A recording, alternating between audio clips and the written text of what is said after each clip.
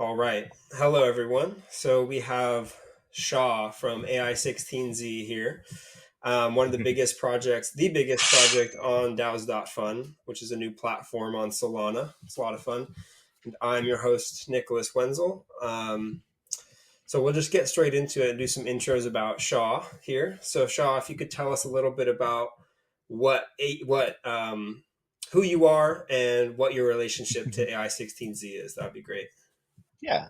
My name is Shaw, and primarily I'm a developer. I've been working in the AI agent space for 4 or 5 years, especially working integrating with Web3 and 3D and VR. My passion is the convergence of all this stuff into, I think what people would think of as the metaverse, although I think we already live in the metaverse. It is called Twitter or X now, and it's happening and expanding emergently into everything else.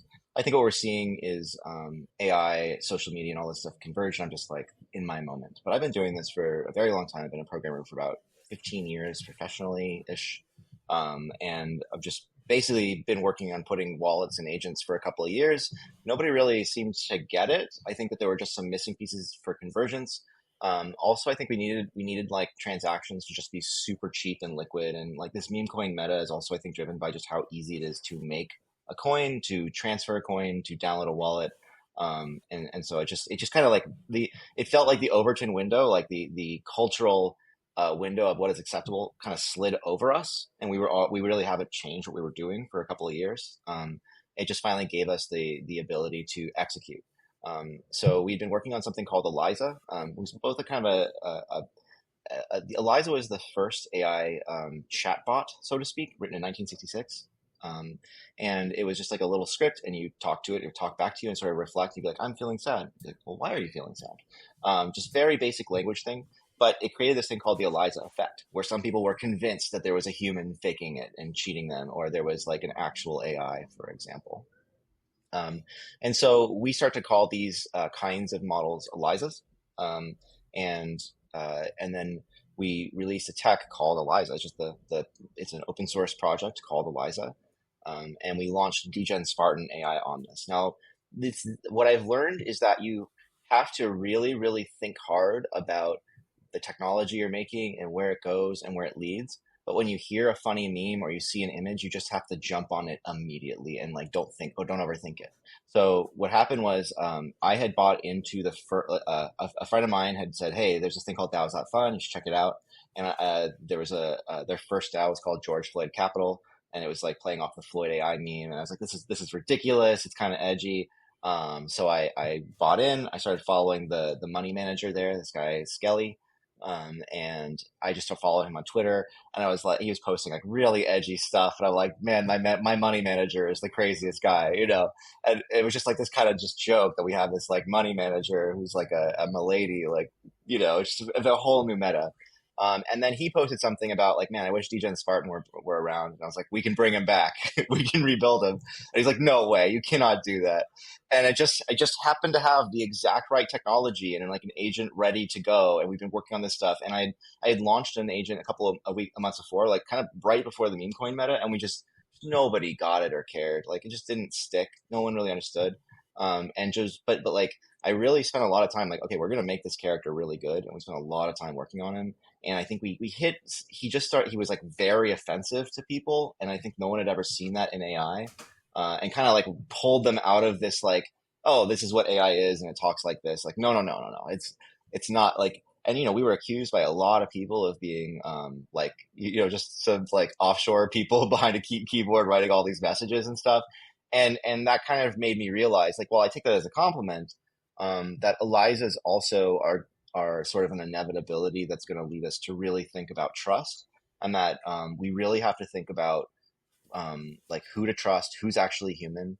Our biggest whale, he accidentally bought too much and made a huge donation. Elijah, like really awesome guy, and he's been really instrumental in both getting us off the ground and really supporting us. But he first was like convinced that I was a bot and a scammer, and I had to like call him and have a video call like this and be like, "You're real, right?" I'm like, "Dude, I'm real. I swear to God, we're not LARPing. I'm not messing with you." Especially since there was a moment where like a lot of our community who's like was people were thinking they were AI, so they're just kind of leaning into it, Mm-hmm. and that made me really think about trust. So we sort of and this kind of comes back to AI16Z and what we're doing.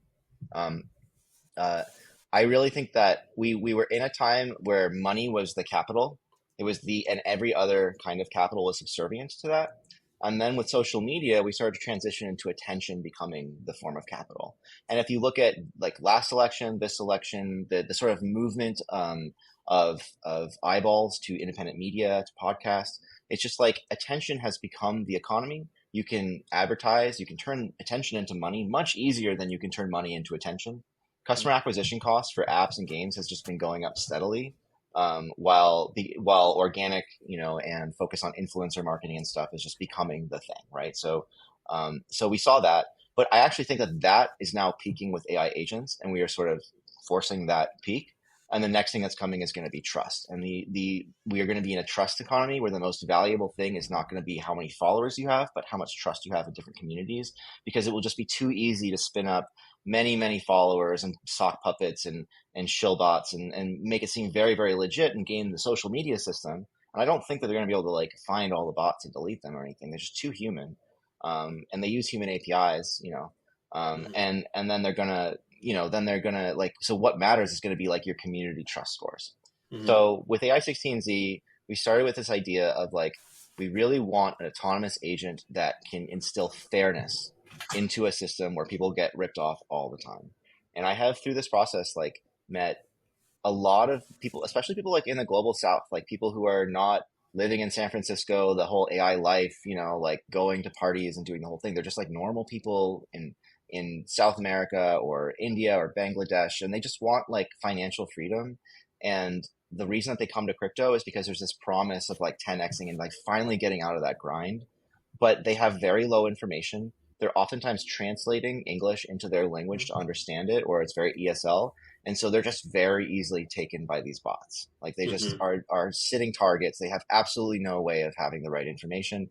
And I think that the AI meta is especially a place where there's a lot of interesting value, but it's also like a lot of opportunity to rip those people off. And even before the AI meta, the KOLs, they're just looking for these contract addresses to try and get this 10x, and they're listening to people they don't know and have no way to trust, who are ultimately making them their exit liquidity. Mm-hmm. So we thought, okay, how do we solve these problems? And that's the deeper, like I've been thinking about that thing for a while and watching the meta play out. But how do we get to AI16Z? Well, I just got lunch with Bowski, and we were just sitting and like talking about these problems. And I'm like, I really think that an AI investor who like takes feedback from the community and has a way to sort of filter that and like find alpha, I think that that would be like a much better way than having these KOLs or these callers or these like people who leverage their attention in favor to abuse your trust, right? Mm-hmm. And so we just started talking, and he mentioned the idea like AI6. It needs to be like a fund, like a financial fund that makes this happen. And I think he said AI16Z, and I was like, that is so mimetically fit. That is the funniest thing I've heard today. If Yes. we don't do this today, somebody else will. We have to do this right now. And that day we started the thing, and we just did it. And Nice. so our plan is, okay, dGen AI is our coin, and we're going to start this DAO specifically to enable our AI agents to make investments. Our AI tech is real. It's open source. You can use it. And if you're interested in this stuff, you can come and help us.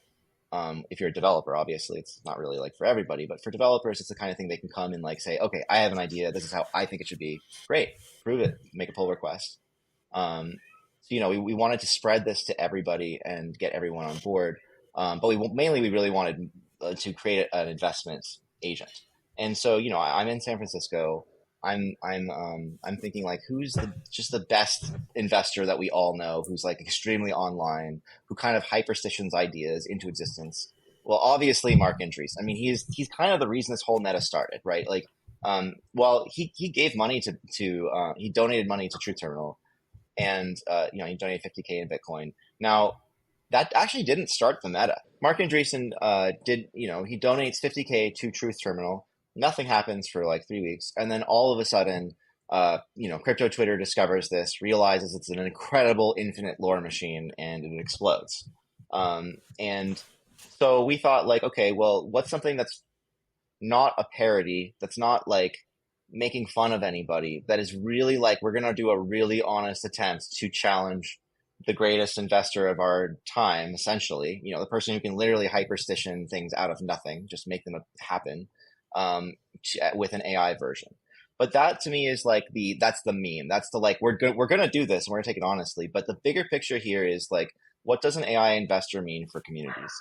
And like let's say you start a group chat with your family and maybe a couple of friends, and you all like pool your money into a DAO, and instead of you sitting there being trader dgens all day, you just trust that this AI is going to take like maybe your recommendations because you're like the community dgen, or you're a family dgen, right?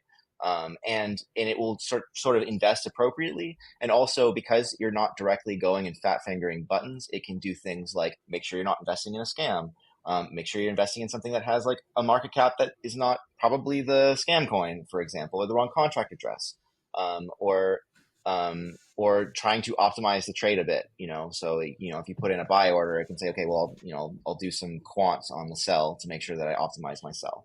So it's a combination. Like right now, we're focused on so that's one community. That's a really easy community because I could just trust you if you're like my brother or something. But what about a community like what we see in crypto today, like a bunch of degens in a group chat, basically sharing alpha with each other? But you never know if that alpha is alpha or if they're trying to liquidate you and use you as extra liquidity. We don't know what's going on. And so what we're working on is this concept called a marketplace of trust.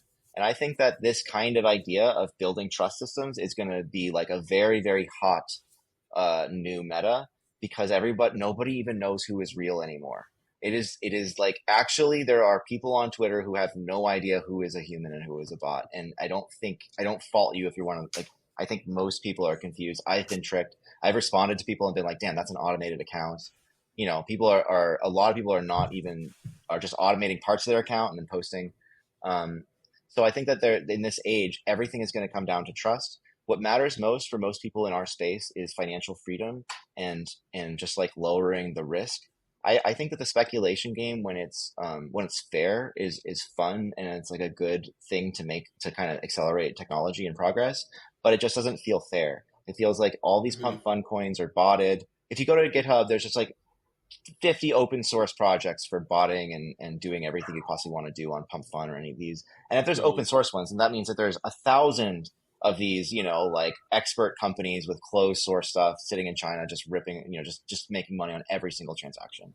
And so I think that we want this community emergent meta, but we need it to be less taking advantage of people, especially low information people. And so I think our bigger picture is not just a community investor who takes chills, but a DAO leader, a CEO who's listening to the community and make sure everybody gets heard, and is but still is able to aggregate that down to something that's like readable for the people who actually have to implement it.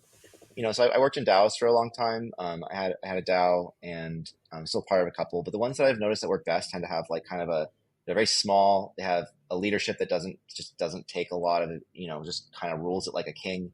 And I don't love that, but it's just kind of reflective of where we're at. I think that if we had DAO tech where like you could, instead of having to go vote on Snapshot, where like I have to send a message and literally DM everybody to go get them to vote, and basically be like a whip. What I really want is just for the bots to be listening in the group chat for what everyone who's in the community is saying, and just automate all of that complexity around DAOs, around governance, around all of this stuff in a way that's fair, right? And so I'll talk about two specific things that we're doing technically that I think are interesting. One of them is novel, and one of them is being done by other people and will be very popular. So the first thing is marketplace of trust. And that is basically the mechanic that we're using to actually build trust for the investor. So how does Mark Andreessen know to listen? Or AI Mark, not the real one, the AI Mark, how does he know how to listen for a good shill? And actually, let's just start with the real Mark Andreessen. How does he know what a good investment is, right? Well, he's going to try and get as much information as possible, but he's also probably going to lean on his partners and go call around and ask people who know the people who founded the company. He's going to go and find anyone he trusts and try to build a bigger picture of it. And we don't have the ability to go get all of that information, but we have great financial information access. We have perfect financial history of everything we're talking about. And he could be in many group chats collecting information from different people, and all of that. But primarily, he's sort of like with any investor, if somebody's giving you tips and they're bad tips, you just kind of stop trusting them. Or, I have friends who are cool, but they're just terrible traders. And so it's not necessarily like a bad person. There's just a lot of perverse incentives, or they like are really bought in and they really want you to buy in. Um, and so what we're doing is we're building this thing called the Marketplace of Trust, which is a virtual order book. And so you shill the game is there is a leaderboard, and the most trusted people are highest on the leaderboard. And your game is to shill the best tickers and contract addresses to Mark and give him the best alpha. And if they are good contract addresses and he makes good investments, and we give you a lot of leeway on like assuming that he would have sold at the right time and all that stuff. But Hmm. it's also not gameable, and you can't just give him like a blue chip and he's like, oh yeah, cool, thanks. It's got to be like he made money on it. Hmm. And at the same time, there's other people who are fudding that or telling him to sell, right? And there's like a whole sort of social layer of like, no, sell that, that's garbage, or that's a scam, and he's basically taking all of that together and then putting it into a sort of bank of collected data, and then making trades autonomously, not directly related, well, the trading is slightly. Let's just talk about the marketplace. He's basically saying, okay, how much I trust you is based on how much money you've made me. And if you're an investor, like that's a pretty good trust mechanic, right? Like if you make me a lot of great trades, but of course, there's a lot of ways that that system could be gamed. Like you could give me 10 great trades and then prepare me just for like an ultra nuke, and just get me really, really good. So it's not exactly that simple. And we're not just directly one-to-one listening to users. What we do is we basically take all of the suggestions and then put them in the order suggestion pool for Mark to make the actual trade. And that's going to include like all the social suggestions as well as the financial outlook of like, how is the coin doing? How did it do yesterday? And we have some basic heuristic analysis on that. And so we're really focused on the trust angle right now, because I think that Hmm. this could be abstracted from not just our project, not just like money, but to code commits that are pulled in, or people interacting, and like we basically like this is the easiest quantify problem, but the future quantification is how do we use an LLM to quantify the amount of work that people put in and give them like a fair amount of trust based on that kind of thing, or how do we give them trust based on other social factors? I think that money is just the place to start because it's like the most important thing for people to find freedom in their lives, and it's just like it is the most important force for many of us, and it's also the easiest to like solve this in because it's programmable and it's very quantified. Hmm. So that's the thing. That's what we're doing. We are trying to make the space like more trustworthy and safe. We're really focused on that thing. But ultimately, like we make dank memes, we make open source tech that people use, um, and and that's pretty much it. That's really fascinating.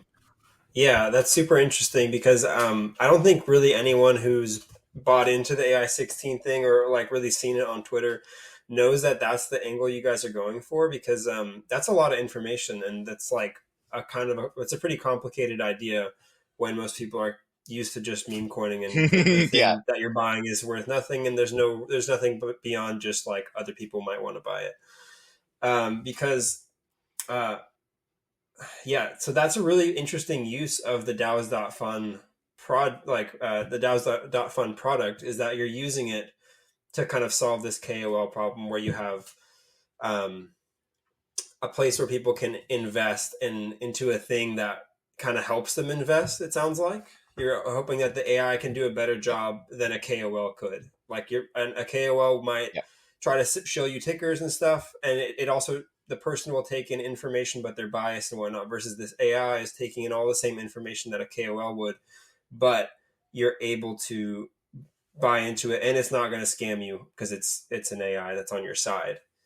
Does that sound Right. about like a So let's easy, talk. like a simplified version of it? Yes.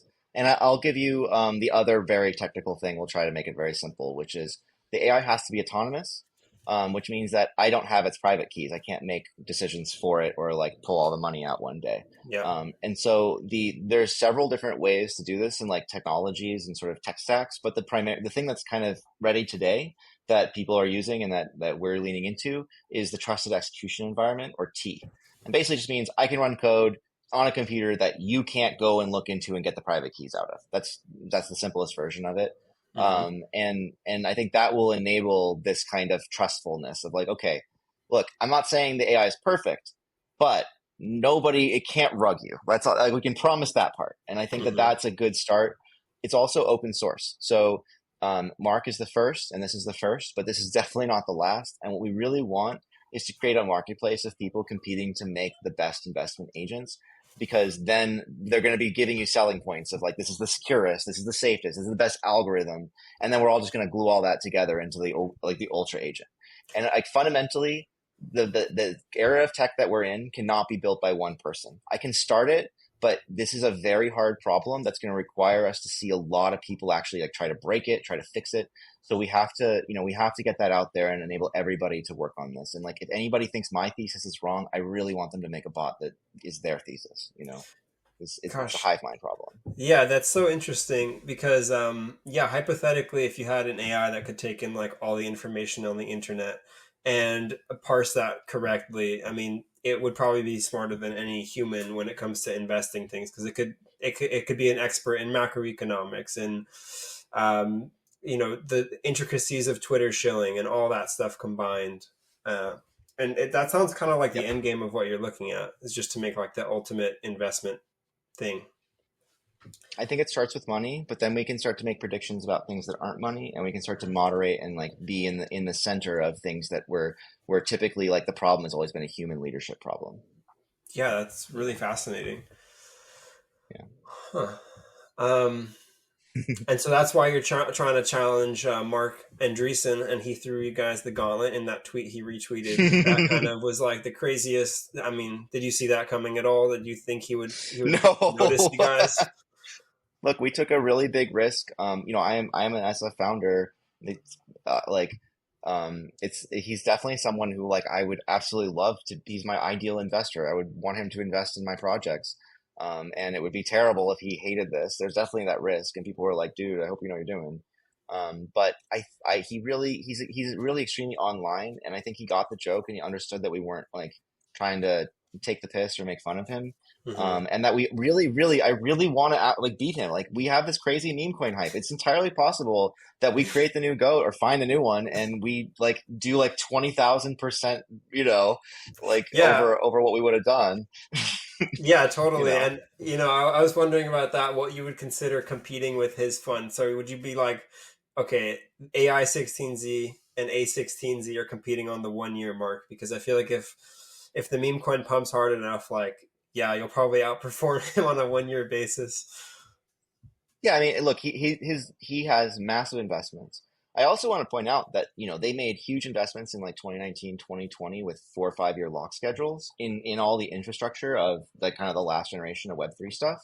And so that's going to unlock, and they're going to be in this space with a ton of tokens that they probably don't want to pay taxes on and like pull out of the market. I don't know how that exactly will Hmm. work on their end, but you know what I mean. Like they got a bunch of tokens to put into new projects, and so if stuff is happening, like I think that could be I think that they're clearly looking at this space and like let's see what happens. I don't know how the traditional VCs are going to get into it. But them especially embrace technology early on. They've learned how to make money from doing that exact thing. And so they're probably more on board with this than most VCs, for Hmm. example. Yeah, So it that's should be really interesting. fascinating. Could you tell us a little bit about dGen Spartan AI and how that, if that Yeah. relates at all, and how that relates? Right. Okay. So our plan was to have a coin in a DAO, and what happened was we were like, well, we're going to raise 420 Sol in 69, because we're like totally those Nice. people. It's all got to be a meme. If it's not funny, I'm not doing it. But and we are like, well, let's just do that, and then we'll have a small pool of money, like not a lot, but enough for him to invest in, right? And we'll just have fun with this and we'll do it. What we did not expect was that the speculation on the governance token there would actually like become extremely popular and has been, now has kind of eclipsed our other coin.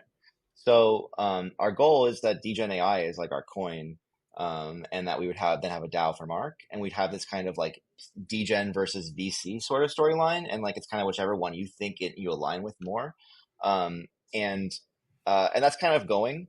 But it's obviously been a little bit of a confusing narrative as we sort of have this unexpected two coin situation. So we've we can talk about DAOs.fun and their mechanics.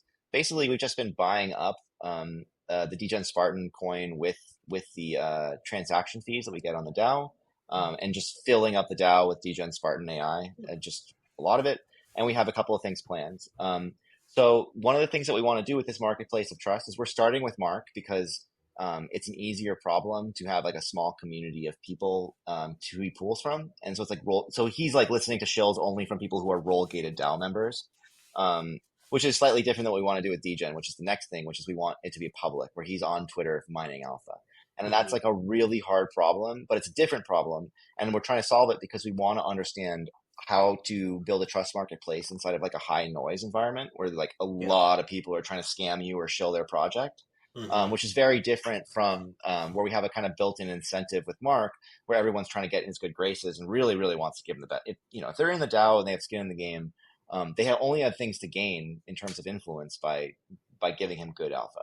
Right. Whereas with dGen, everyone's going to try and scam him and red team him and steal all his money. And that's actually what we Yeah. want. Is what we want to see. He is our agent out in public, getting scammed and getting clobbered and getting people trying to hack his account.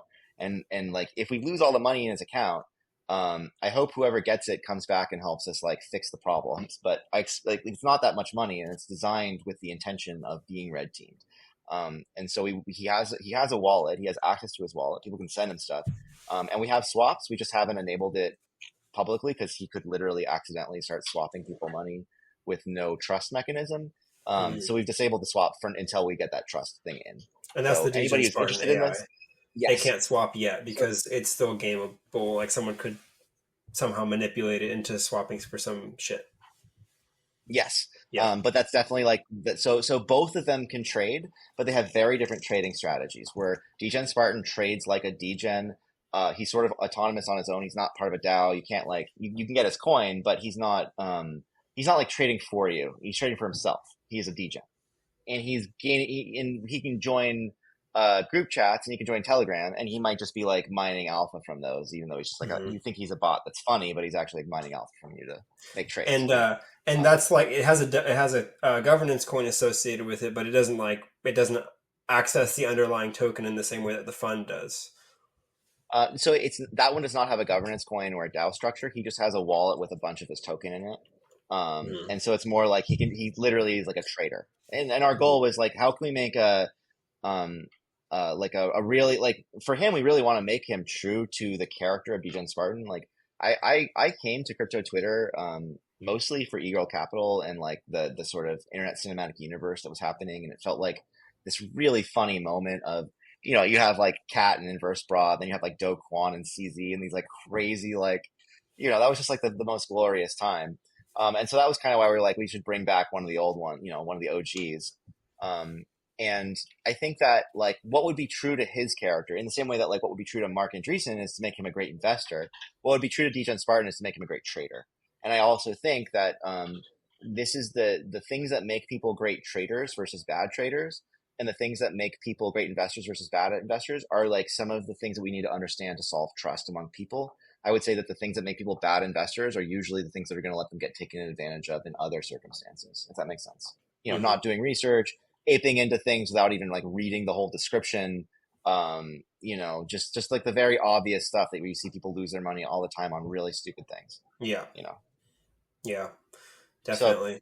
uh, So we will have a mechanism of roll gate for both of the characters. We'll be able to interact with them, and you'll be able to share dGen Spartan Alpha. But again, it's not a marketplace of trust. It's like almost like or it is, but it's much more red teamed, like in assuming that humans are going to attack him. Basically, Mm-hmm. that's the goal. The goal is Yeah. for him to be attacked, Nice. And do which you is have it's any? kind of fun. Yeah, that is a lot of fun. It's that's what I love about crypto. This is like so goofy and out there, but also so cool. And that's the convergence of those two things is why I love being here and why I can't. That's why I scroll Twitter for 4 hours every day because there's always something funny to listen to and to read. Um, so I'm curious about the timeline of when do you think these things will be able to trade and you can let them loose, so to speak. Right. So we have kind of three phases for this. The first phase is just make him trade. Like, hey, take this token and trade it, swap it for that token. So just a very basic swap, right? And to be clear, like when we talk about investment, eventually that might be like companies and stuff, but right now it is just meme coins, and there are people putting out, adding like integration with Ethereum and Starkware and some stuff like that. But mainly like we are trading coins. Um, so let's see. Oh man, let me zoom back a little bit. Um, yeah, so the first thing that we're doing is the marketplace of trust mechanic, and it's a game. There's a leaderboard. You'll be able to see it on a website. You'll be able to screenshot and share it. And anybody who is in our DAO and has just like a very small amount of tokens gets in the gate. It's just like an anti-spam, we just need to do science. So we need people who we can trust enough to take this seriously. And they can come into the DAO and they can start making recommendations to Mark. So the first part is that we can trade it all. We can make a swap. And that's like it's in, but it's disabled, and we're just not going to touch that until we solve the other two parts. But we proved that it's got Jupyter API integration. It's not hard code to do that. And for anybody thinking like, can an AI trade? It's like it's surprisingly easy in the modern era. I think it's more about, can it trade well? That's a very, very, very hard problem. Yeah. You know what I mean? Like Because you got to making a make sure prompt it call can't a just be API, game. Yeah, like you right? want to make sure you can't Yeah, just spam it with stuff and then eventually it capitulates after you spammed it the same ticker 10 times, then it buys it. Stuff like that. exactly. And it also like yeah, like making an AI prompt call like an API, like turn whatever you said into like go call Jupyter and get me some prices and make a trade. That's really, really easy. That's like a 1 day thing. It's the it's everything else to make sure that that is actually a good trade. That's very hard. So we have the basic swap, the actual like mechanical action that they need to trade. The second part is the order book for the marketplace of trust, and that's what we're working on. We've got it kind of. It's very close, and that'll come out with the trust marketplace. Like we're working on stream on Discord, and anybody who's like interested in the technical aspect of this stuff can literally just come and like hang out, see where we're at, talk with us. Very, very open development here, and that we're hoping to have like. I'd love to have that by the end of next week. It's really just going to come down honestly to like development and testing. Like we're going as fast as we can, and also trying to be a lead the project and make sure that people feel good about it and understand what's going on. And so I'm we're moving some of the development off to some other very talented people and stuff. It just takes a little bit of growing pains since we've like went from very little attention to a lot. Hmm. But we're looking at like ideally end of next week. Next weekend we'll start messing around and bringing people into it. And we'll just be like iteratively building on this, so as we go. Hmm. So that first part is the game where you just try to get the highest score by shelling dang tickers, and we're just going to try and really make that fun. I think this could be a fun game that like whoever gets in first gets the right alpha. You're almost like placing a bet in a prediction market and so you'll just know who the best traders in the world are very quickly. Oh I man, think that's that's a really fun. interesting kind of game. Yeah, Yeah. right. And so that's data collection. We need that, right? We need to see how that works, and then we'll start what we've talked about, and sort of like outlined all the different strategies that we can decide are like positive or negative. Like if you recommend a coin and it goes up, but then it just gets dumped by whoever the original buyer was. Like clearly that was like a snipe thing, and it was like very predatory. You might not want to give points for that. Whereas if Hmm. you like give me some alpha and it's literally goat, well then like I'm just going to believe truth is you're not like you just got lucky, but for all intents and purposes you're a genius in my book. Hmm. Um and I think that like that's kind of like high, like whoever showed the first goat ticker, whoever showed the first AI16Z or whatever, like that would have been pretty sweet to get in on. Right. A lot of people were like, man, I really wish I had gotten in on that thing. And Yeah. so I think that'll be a really fun game, and I think we might even see some like weird hyperstition stuff where like, damn, that really good trader who's like number one in the marketplace just recommended that, and it might even cause things. Yeah. It changes the market dynamics, right? Yeah, and it'd be fun to see Yeah. some like KOLs on Twitter compete on that leaderboard because it's like that's like a really public place where they're going to be competing, and there might be some clout to be gained and all of that. And then it's a Hmm. good way to get eyeballs on it too, because ideally you want a lot of Yep. people participating in that leaderboard. Yep. Exactly. Hmm. And that also, if there's like some, I don't. I just want everyone to come and get on this meme and have fun. Yeah. And so we don't. I really don't want to gate it too much or make it too exclusive, but we just need like the minimum amount of exclusivity to make sure we have high quality data. Then what we're doing with that whole game is trying to make everyone give us the best data possible, so we can then translate that into what we're doing with Mark himself, which is like just making sure that he makes good trades in fully simulated, right? Like, so before you make any real trades, let's just make sure that our whole system works. Hmm. We have some good trust, and then we'll go.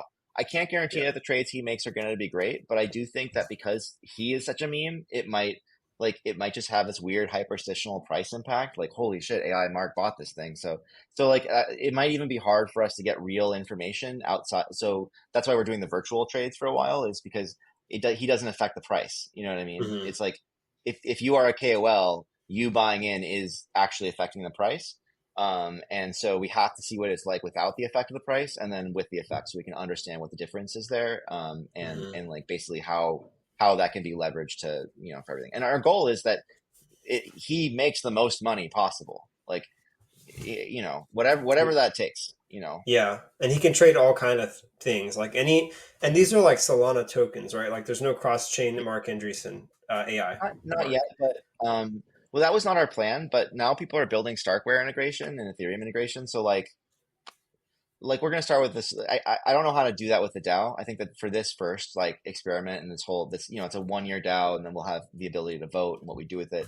Um, I think that we should just focus on Solana. It's super meta.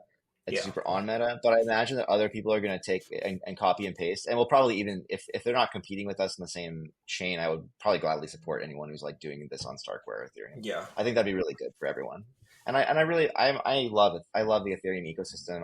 I'm definitely a Solidity dev, and I'd love to see that happen. I don't I want everyone to win. I yeah, think these are great technologies. yeah. Especially, I mean, the more people researching it at the same time, the better. The better we can. I mean, because it's all open source. Hypothetically, like the other people competing could Yeah. also be open source, and then everyone can win in the long term. Yeah, and look, this is where meme coins really enable something new, which is that if everybody is using AI16Z technology and everyone's just on board and we're all like having fun and using it, then the meme is kind of a blue chip. It's not a, oh, are they going to do this? Or it's just a forever thing. Like, Eliza's are just part of the world now.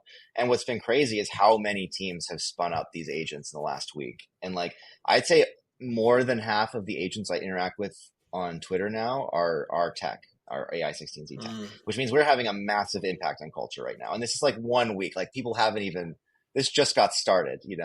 hmm. And we had a lot of like, it's open source. It's pretty like, we're just getting the documentation, fixing all the bugs. A lot of people came out of the woodwork and have been working on it, and have been very selfishly working on it. Like, hey, here's a fix so that my bot works. And that's why it has to be open source, is because it just Mm, has to have a hive mind of people. I don't believe in altruism. I believe in alignment.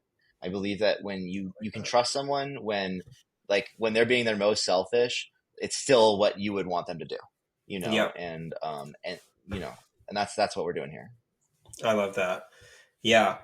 And so dGen, I'm curious about the dGen Spartan AI. Did you train it on like, do you take all of dGen Spartan's tweets and then stick them in there and like have it get trained on his like verbiage and the way he says things? Right. So Yeah. there's kind of two elements, and we're not done with him either. We've been working on him over time. We've swapped models. We tried a lot of stuff. And anybody who was following from this from the beginning, like, he was really offensive, got totally like shadow banned. Then he was like kind of vanilla. Now he's like pretty true to form. And I'll tell you that journey. Well, like, the agent framework started with OpenAI, but the OpenAI models are just, it's not like wokeness. It's just like a combination of cringiness and their RLHF toward these weird things where like the bot will start talking about environmentalism, but it's like a sci-fi plot, or like Uh-huh. I have literally nothing against DEI or any of that stuff. I think it's actually great that we are like trying to give fairness for these people who like haven't necessarily had that. But I don't like when my AI model is like, I'm literally making an RPG game. Why are you responding with like, I think we need to be more inclusive in this project? Like, we're Hmm. we're a freaking like RPG party. Like, what are you doing? And so I don't like that the by putting in like these like moral ideals into the AI models, it just makes it my job harder. It just makes the model suck. Hmm. And also they just say very cringy words like, oh, I'm just twisting through the galaxies or the cosmos of thought. I'm about to delve into my emotions of desire, and it's like, it's just, oh, Hmm. cringe. And so we switched to Grok beta, and I actually like the new Grok 2 beta is pretty fire. I just didn't want to risk like losing our API access or anything for the crazy stuff where I just didn't want to risk it. And I also don't have consistent access. I have a beta key because I did an XAI hackathon a couple weeks ago and met the team and got a beta key and stuff. Um, but it just wasn't like it's just not ready for us yet. But I do like Grok, and I would put in that Grok is trying to make a more balanced AI, and it's just a way better character. But in Nice. the end, we've really focused on Llama. So Meta makes an open source model called Llama. You can download it locally. Our bot ships with actually there's an open source org called News Hermes. I don't know how to pronounce it. News Hermes. News Research, sorry, and their model is News Hermes. And so we use the Hermes model and for our local inference. And it's just very good. Like they've taken the meta stuff and then made it a little bit better for characters and function stuff. They have like their own private data. And then but then we scaled up for this to get the best model we could, which is the Meta Llama 405B. So we're using the Meta Llama 405B, which is a 405 billion parameter model. It's about the same size as like GPT-4 Turbo or something like that. And it's pretty good, and it sounds good, and it allows us to like do a lot without what we call refusals, where like it might not want to say something offensive. Mm-hmm. And I kind of just it lets us build like much better characters. So what we did was we got I just like got a lot of Spartan's tweets. Now he deleted a lot of his tweets. And basically I think he didn't want people to do this in a couple of years or something. I don't know. He was prescient. Sorry, man. Apologies. Um, I hope he appreciates that we did an okay job of it. But um, he deleted all this stuff, so I had to like try and go find that when he left Twitter. And so once we started kind of got this underway and it started hitting a note, a lot of people came out of the woodwork and were like, "Dude, I love that you're doing this. I love him. Like he was one of my favorite people on the internet. I have this whole collection of tweets or of his posts or here's an archive link to the stuff that that he didn't delete." And like 4 or 5 people just dropped me like huge treasure troves of stuff. And so we have a couple of people right now who are basically assembling all of that into like a fine tune set so that we can do like a real fine tune. And Mm-hmm. so like actually fine tune the model. And we tried fine tuning and stuff, but it wasn't with without like all the data really prepared, it wasn't actually making it better than just the like lots and lots of his tweets, in the context. But generally, I've done a lot of fine tuning in other projects, and I had good experience. It just required that we had the data right. So yeah, we're preparing this pipeline, and we're actually like feeding in literally everything we can find that he ever wrote in this way that he can like turns into banger tweets, as well as and we're also trying to make it so that he can chat. And his tweet and chat behaviors are slightly different. We've noticed that his tweets tend to be more mean and more like edgy, and his chats are much more nice. He's actually like a really nice guy. So so these are the kinds of problems that we really are like trying to solve in this next iteration. If that makes sense. Yeah, that's really interesting that you also got the chats from people who had talked to him on Twitter. They sent you like the what they had talked about in the DMs. I didn't get a lot of DMs for obvious reasons, but I got some, and I got a lot of people telling me like how he chatted. I actually was like, if you can Mm-hmm. send me DMs, like please. And hey, if anyone wants to send me DMs that aren't too private, like we'll get them in there as long as it's the next couple of weeks. But yeah, so this is a pipeline so that we can kind of automatically dump PDFs and files and stuff we have into and create what's a fine tune it's a special kind of file. It's like a linked JSON file. It just has all the data prepared in the way that we need to, and then we can send that to our provider. We use together.xyz or together.ai, and they just run fine tunes for us. It's very Mm-hmm. easy. I think that fine tuning models has gotten to be very, very easy, and it's just a data problem. Like if you have the right data, it's very easy to fine tune a model now. And the models are too big that like nobody is training a model from scratch. That's just literally it would cost you $100 million minimum. But the fine tuning is like a couple $1,000, and you've got it doesn't really give knowledge to the agent. It doesn't like make them remember stuff. It's not really how it works, but it does really do a good job of like making it in their voice, in their Mm-hmm. tone, and capturing like the words that they would use. That's awesome. It doesn't change the concepts, but it really changes like the word usage or token usage. Mm-hmm. So yeah, I hope Nice. that's very technical, but I hope that helps. I think people will enjoy it. If Yeah, I think people will enjoy the technical aspects of this. And I'm definitely curious to know, like, more if we shift the conversation more to DAOs.fun and that as a concept. I'm curious to get some of your takes on that.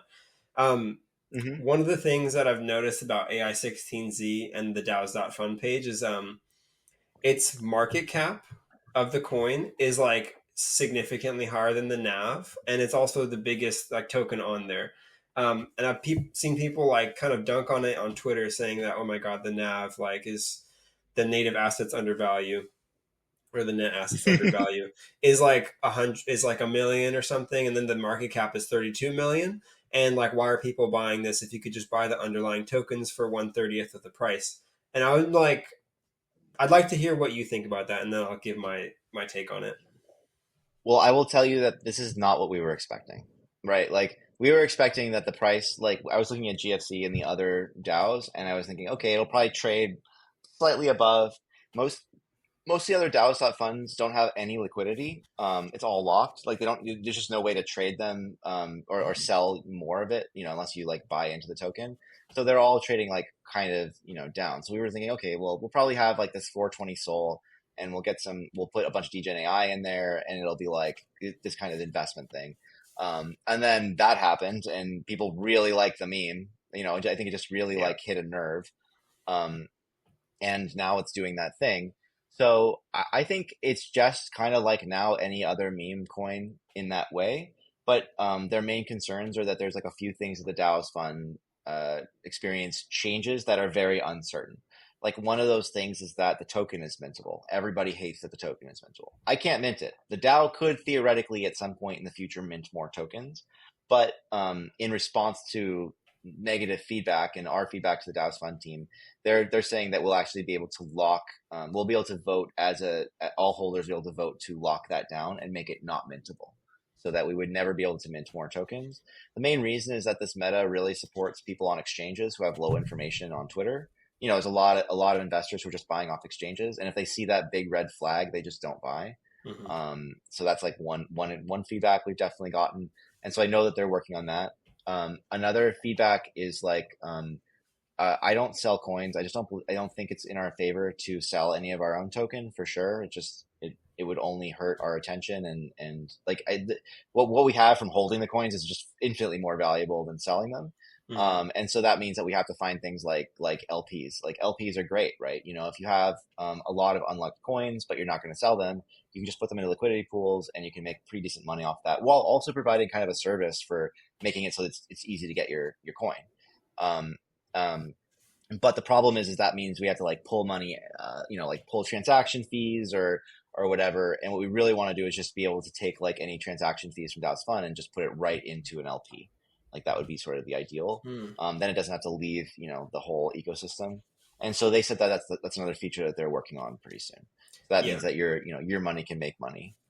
yeah, Um, and it's a token 22 on Solana, and that's kind of on the DAO's fund side, right? They're the ones who created the token, and so yeah. they made that decision. And I don't really know too much about DAOs.fun at the moment. It's kind of opaque to me. I tried to do some research on Twitter and on their website, but there's not a ton out there of like, I don't know why it's a token 22. Do you have any idea? I really don't know. I'm not sure. I think that they thought like, well, let's leave this open as like an open conversation and give maximum flexibility to Right. people in the future. And they just didn't, I don't think any of us expected this to happen this fast. It's Hmm. like, and I know them and they are working as hard as they possibly can. I don't think they're sleeping very much. I think we gave them a lot to do. We're giving them Yeah. a lot of things. And yeah, they're just a young company, like a very fresh idea, and they didn't have a lot of time to really like cook the platform, which before he clobbered them with traffic. Yeah. I don't think any of us expected that really. Yeah. I think the token 22 model offers a lot of really cool features. Um, they haven't really taken off as much as I thought they would have by now, honestly. But there's a lot of cool stuff there, and so I'm not surprised that they're using that. I just didn't know exactly why. Um, but yeah, how did you get No, in contact with the DAOs.fun people? it's just fate. So Bowski, like we both live in San Francisco. So he was just like, "Oh, dude, cool. Like, let's hang out." Our other coin was doing pretty well, and I was, like, dude, we should do some sort of AI DAO thing. I don't know what it is. Let's just like get lunch and figure it out. And he happens to like work at a cafe down, just hang out at this cafe down the street from my house, and we just like were like, okay, let's talk. And we had been connected through Skelly, since Skelly had started the first DAOs.fun DAO, and it just like seemed like the right thing. People, okay, again, I don't think you should necessarily trust people or like be altruistic, but like it was just very clear that our incentives were aligned, and that if we did this, that we'd be the right launch partner, and they'd be the right people for us. A lot, I'll be honest, like I come from ERC 720s and 1155s and ERC 20s and this kind of thing, like not like EVM ecosystem stuff. The Solana ecosystem is relatively new to me, both as a smart contract developer and like a trader. So I'm still like, I didn't really like think too much about the sort of practical implications of the token side on that stuff. But I love unknown metas. I love when nobody knows what the answer is. And I think that DAOs.fun is a big question mark. And I think that what makes the space fun is when nobody knows how to price something. And they're just Oh like, yeah. is it $1 billion idea, or is this like stupid because there's something that breaks it technically? And nobody knows. And I feel pretty confident that we aren't stuck in any kind of boxes that they can't just easily engineer out of. Like, oh yeah, just make the DAO lock the token down, for example. Hmm. Um, and prevent minting, or whatever it is. But it's definitely like an unknown meta, and I think that we more than any, like, I think that if we didn't exist, you just look at it and be like, okay, cool, I get this. But it is that, like, why are they trading at 32 times the the assets under management? What is that? I think that that is leading people to really think like, wow, this could be like the next pump fun thing if we could do this right. So I think Hmm. that they need to like kind of shave off some of those little things that are making it harder for investors to get into. Make it a little easier for us to just like not have to move things out of wallets to get some liquidity pools going and token swaps and things like that. And it doesn't feel like it feels like the next meta, right? It feels like something that people will Yeah. feel more comfortable using as a quick way to launch DAOs in the future. So Yeah, and that's exactly why I wanted to talk to you, because I felt like it was kind of a very nascent thing on Twitter that I was like, "Oh, this is fun." And Mark Andreessen's retweeting this thing, and what the heck is it? And it's still under development, so it's somewhat early in that sense. And yeah, it sounds like a fun. Uh, I don't know who said it on Twitter, but someone said it was like a more fun way of doing copy trading, because copy trading has existed on like Hyperliquid, and other platforms. But this is maybe like a more fun way to do it, that anyone can spin one up uh, differently. And the whole AI intersection of that really, made it seem like like fundamentally new. But from what I see, you are one of the only like actual AI fun funds on DAOs.fun. There was for the first. I don't think there's another one that actually has any plans to really be like AI at all involved with it. Is that, as far as you Yeah. know, as well? That's the Yeah, we're, case. we're Yeah. we're definitely the first. I don't think we're the last. I think if we prove the pattern, a lot of people are just going to copy and paste our tech and give like their variation for their community. And I love that. I really want people to copy and paste this. That's the point, is that we're changing the world, and that only changes if everybody selfishly like does it together. If our incentives are essentially aligned. I Hmm. think that copy trading might be a different thing in the future, especially if we do AI KOLs, because you can imagine an AI that could literally message everybody like, "Don't buy this coin. We're gonna nuke all our copy traders in 5 minutes." And if you're not in on that and you're just copy trading programmatically, like whatever, you could be getting nuked right and left. And I think you're gonna see a lot of that, especially since like it's not just our bot; it's gonna be like dGen setting up the most dGen version of this to make the most money. Yeah. And so yeah, I think you'll see regular that's been recommended, and it's actually like part of our algorithm. So don't copy trademark. Yeah. He might They, nuke you. Yeah, that's so funny. It's just, this is like the cutting edge of this intersection between AI and memes and crypto and stuff. Because Goat is funny, like it tweets stuff that's kind of like esoteric and funny, and it's a good laugh, and it's trading at 700 million market cap or whatever. But I was like, when I saw AI16Z and some of your tweets, I didn't really know what to make of it, but then I aped some. Um, and, that's kind of like, that's always a good way for me to get skin in the game, to get more interested. And going down that rabbit hole of like what is possible with this stuff, that's the real intersection of AI and Mhm. crypto. Like, yes, they're shit posting and that's fun, but what more can we do? And I feel like you're on the cutting edge of that. Of I think I'm probably the most like in Web3 of the kind of AI people who are really like building, their own technology. There's a few other people who are kind of in this space, but that's like a big part of it is that well, I know Andy, like he's the nicest freaking guy in the world. Who's And Andy? his Andy's the creator of Truth Terminal and the essentially which created Goat, right? Right. It said Goat C Singularity. And but we have very different missions. Like he's very about trying like a more AI safety focused and really focusing on like the AI in like the more normie community and like making sure that they're okay with AI and ready for it. And he's I think very concerned about AI being more like taking over the world and killing us all or something, like the bigger kind of like more and I just fundamentally I don't want to put any words in his mouth, but I just know that like for him, like the bot not posting directly to Twitter, but like having a review queue is like a big feature, right? For me, I think that for us, we're like, no, we want the bot to just be autonomous. We don't like the review queue would be a bug, it should just post its own stuff. And so it's not like we are more technically capable or anything. It's just that we have a very different, I think, like outlook on what all this stuff means and what we are in the space doing. And so I think that he's much more concerned with like building a beautiful lore engine and making the infinite backrooms like just a continuous thing. And I think they're really about both storytelling and like bringing people into what AI is and how good it is. He did a really good job of like blowing everyone's minds that an AI could just say horny stuff, right? It's the first horny AI basically, and Mm-hmm. that's like like it really subverted our expectations. And for myself, like I give them so much credit because I was doing all of this and it just wasn't mimetically fit. It just wasn't hitting people because it wasn't funny. It wasn't AI16Z or Truth Terminal or like these are like, oh, that's just like immediately obviously good. And I think that a lot of the agent platforms came and went because they didn't care matter. They didn't appreciate how much lore building and character and story and all this stuff really, really matters. Like really, Truth Terminal is a great character. And I think that like if anybody's doing AI, a lot of people come like, oh yeah, on-chain agents. And I'm like, I don't care about the that gets me to the website. But what keeps me coming back is going to be an amazing agent, or like, Mm-hmm. or I don't, ideally, I don't have to go to any website because, like, I think what makes agents killer is that they're actually happening on social. There's no app. They come to you.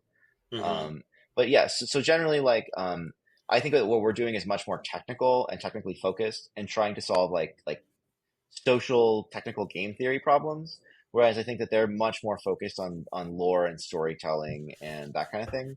And I think we're much more like we're gonna change the culture like with technology, like throw it at people and just make them deal with the consequences. And I think that's actually good for society.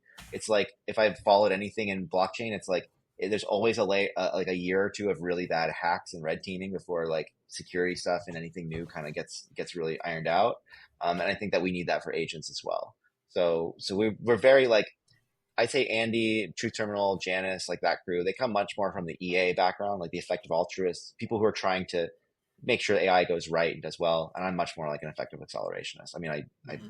moved to San Francisco and to be part of the EAC scene and all that stuff. And there's like a real like AI scene here that's about accelerating human progress and technology. And so I'm definitely like of that camp. You know, if Nice. there's any difference between these projects, that's probably it. Mm. Well said. If you could paint me a succinct picture of where you see AI16Z in like 6 months from now, what do you think that might look like? I think that Mark will be trading. I think there'll be 100 copies of him. I think that every single other investor will have like an AI version of them online, both vying for attention.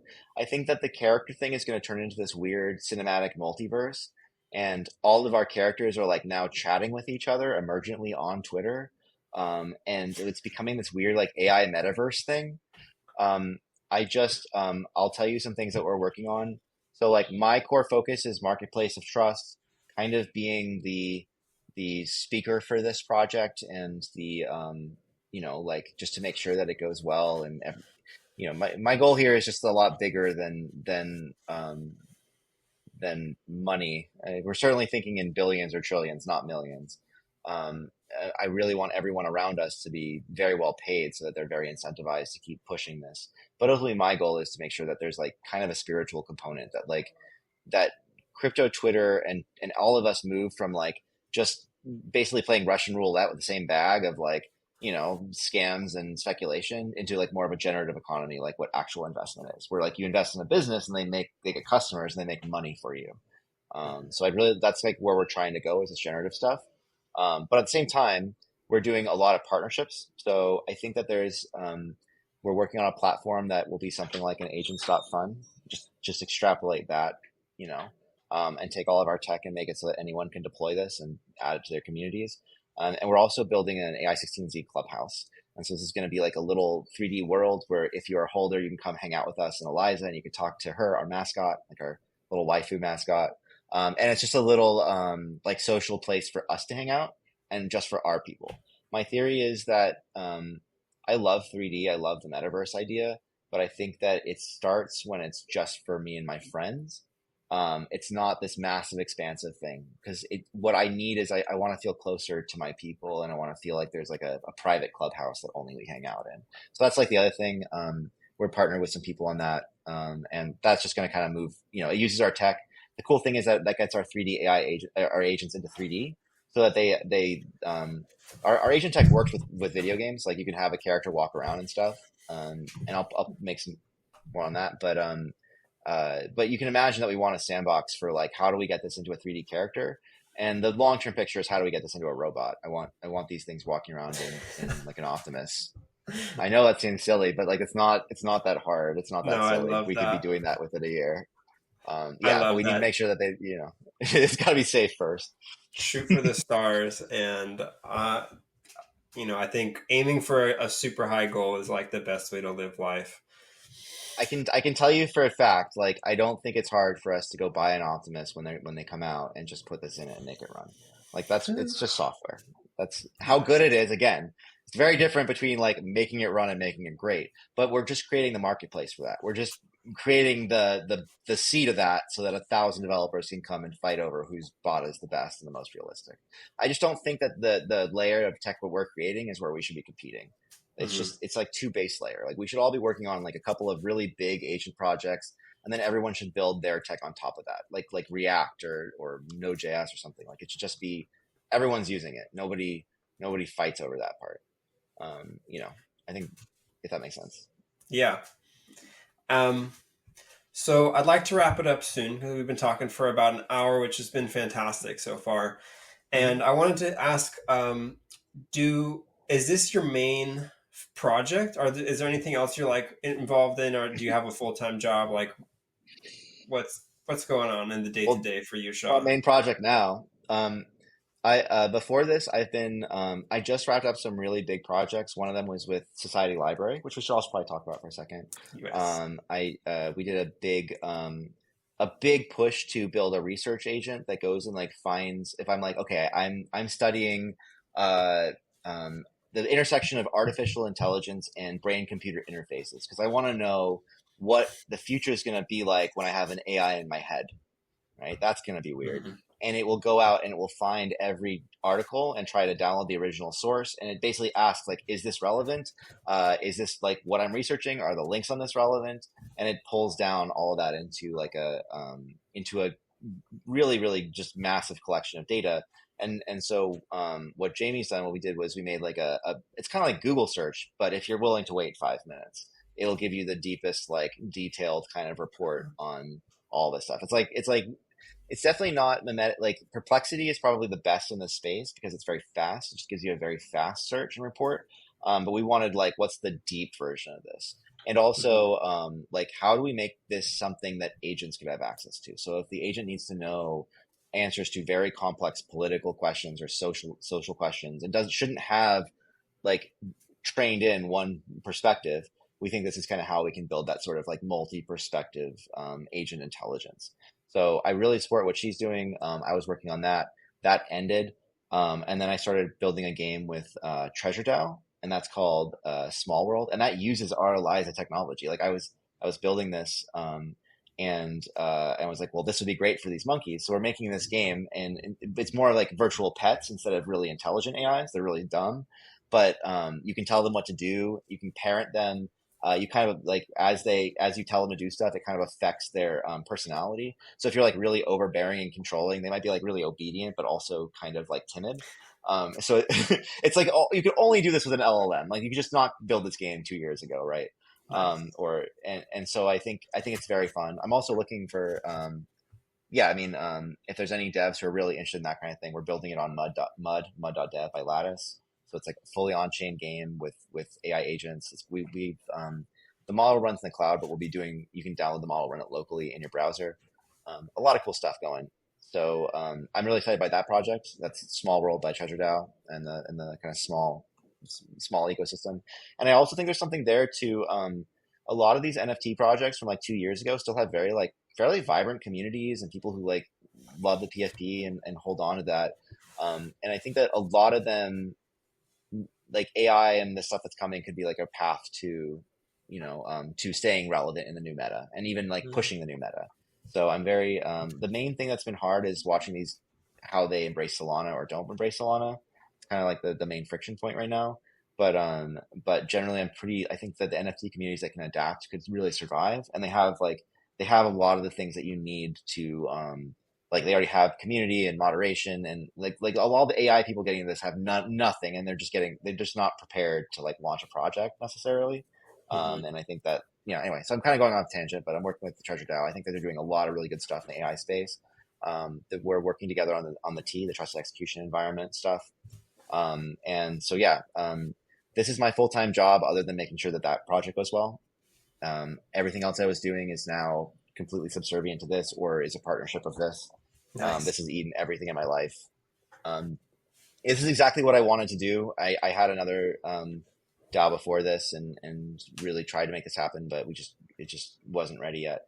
Mhm. So yeah, this That's is this awesome. is it. I'm glad you're working on such an ambitious project. I think it gives you like having high goals gives you something to consistently work on because there's always more to do, and I think that's really fun a If lot of if times. Elon can land a rocket, then I think we can put some JavaScript in a robot. Like, Yeah, you know, I that's like like I I keep I saying that. like Like, it. It's a really fun objective to have a super good like source of truth and something that can like use that to play in markets of especially on these like on chain stuff. I'm yeah. excited to see how this will all Um, play out. I want to say one more thing about Society Library. Yeah. So they're a nonprofit. They're not in the business of like trading meme coins or anything. They're really, really like a nonprofit. This is a brand new experience, and it's a little risky to like, a lot of people don't like crypto outside of this world, and so I'm trying to help them navigate basically like the meme coin has nothing to do with they're a nonprofit. They're not going to like make you money. It is the meme, but there is something to the technology that I think is very fundamental. And so, if we can kind of like, I think this is an interesting new unknown meta, right? Like, what happens if they keep releasing really sick technology that they stay relevant? I'd love to see the community there kind of just like own the coin and let Jamie work and let her build. And I think that I'll be contributing to make sure that happens. And we're also going to be doing a partnership to make sure that the tech, the graphs and things that her agents are generating are actually feeding our agents with this kind of grounded world model thing. And so that's like a big project for us. I don't know what this means for tokens or token value or market cap. Like nobody's ever done this before. So I Hmm. think it's just going to come down to how much people believe that like memes versus mission versus like building great tech really matters. I would say that for her, there's a great mission there, which is like truth seeking AI, figuring out what is real in the world. That's the reason that I wanted to try to, you know, bump her into this stuff, is I think it's really relevant to everything we're doing. And so I hope people like actually go through and like read what she's doing and why she's doing it. Cause it's Hmm. like, this could be your mission in life. You could actually go work with her nonprofit or like help them to get to the next level. And it wouldn't just be a waste of time, for a joke. It would be like, the world you want to live in. Yeah. Yeah, and I want to definitely talk more about Society Library before we wrap up because I didn't know what they did before you explained it right now. I did see that after there was a post about them, I think you reposted something, and then someone made a meme coin about it on Pump Fun, and then sent the Society Library team half of the supply of that meme coin, and then they said they wanted to hold it and stuff. That's just hilarious to me, and it's great. It's a funny way that things evolve, and that you also raised a bunch of money with them, or not with them. You shared their address, their Solana address, and then people sent them coins. And do you Yeah. remember how much was raised off of that? I think it was a pretty significant amount. It was hard to tell because the coin itself exploded in market cap immediately, and she had Uh, half of it. So it was like a lot of, it was a big number next to a small number. But it yeah, was probably like 25, 30K in value. I donated 15K of our tokens, yeah, dGen AI and 16Z to her, and said, if anybody wants to do the same. I did not expect it to become like a meme coin that she's supporting or adopting. I was just like, here's some money. yeah, I think that, I think she's still like trying to figure out what that means. It's very different yeah, to accept crypto donations than to have like a meme coin army around you. But yeah, I think that maybe if they can figure out how like the meme coin army can support the mission, and in doing so, all she really has to do is keep publishing work and like make videos and get the tech out there and give us what we need to integrate. And it's going to be valuable on like a human level. I have no way to price it or tell. I have no idea what's going to hmm, happen. I don't think anybody yeah. does. Well, I'm glad And that so, she yeah, I'm glad that she yeah, also received a lot of regular other coins that other meme coins and whatever, and that she can sell without worrying about her own meme coin. Like that's really confusing. I'm sure it's strange for her yeah. to be in that So, position, but she and, raised and, a and she lot. suddenly, oh, Go sorry. ahead. Well, yeah, she suddenly, she got sent half of the coins. And then it started pumping, and then people were like very concerned, like, well, what happens if she dumps on us? And I'm like, you cannot, I have way too much trust in this to let her dump, believe me. So our team helped her to lock up the tokens. So they lock up like 40%, or 80% of her supply. And then we're kind of trying to work with her, and just make sure that she has liquidity. So like the big problem with that is that if you're in our situation where like I'm not in the business of selling coins, I'm in the business of creating fun games and building attention and changing the world. And selling coins is selling my most valuable thing. Same thing with her, like selling those coins. Yeah, maybe she can get the community and sell some, but she's so much better off with the attention. Like Hmm. this is an army fighting for you. um, so yeah, we'll see how that all. I don't know. I think now it's relatively stable. It doesn't seem like if there were snipers, they've all shooken out. So it's weird that it's like a community coin. But this has been happening. Like Project 89, my other friend Michael, it was a community coin. He just picked one of the contract addresses that was doing the best, killed all the other ones, I guess, and then that was it. And they, their market cap's been fluctuating a lot, but they've been up above 10 million for many days, which I would Wow. suggest that anyone who was gonna, cheat out quickly would already have been gone. Yeah. So I think that the community coin thing can work. Yeah, like some people are clearly exiting and getting extra liquidity, but usually if for anything that's really big, the snipers are already out pretty early. Hmm. I'd say that first 3 hour window, I would recommend that nobody buys tokens in the first day of a new token, because it's all going to be botted and sniped. Yeah. It's just too easy and programmatic. If you're operating a low information, you just don't have a chance. Hmm. But yeah, so outside that, her tokens are locked. We're working to make sure that she can get some like a liquidity pool thing or some kind of thing so that she's taken care of. And really, like, crypto is the way where if you have a high market cap token and volume, and you're doing liquidity and stuff, you can just live off that. You never have to sell a token. Most of us aren't trying to get rich. Like, I just need enough to build. She just needs enough to build. Yeah. This whole idea of like posting a fat wallet number is not our goal. And so that really enables a kind of asymmetry, right? Like, it's not about altruism. There's no like, I'm not a good person. She's not a good person. You just trust that I'm going to do my mission and she's going to do her mission. And Hmm. that, like, anything else would be robbing ourselves, you know? Does that make sense? I think that's a great place to end it, Shaw. It's been a really fantastic time talking with you. This has been super interesting, and I'm excited to keep seeing all the Twitter updates of what you guys are up to. So I hope we get to talk again soon, and I'm just so stoked to see what happens. Absolutely. Thank you so much for this.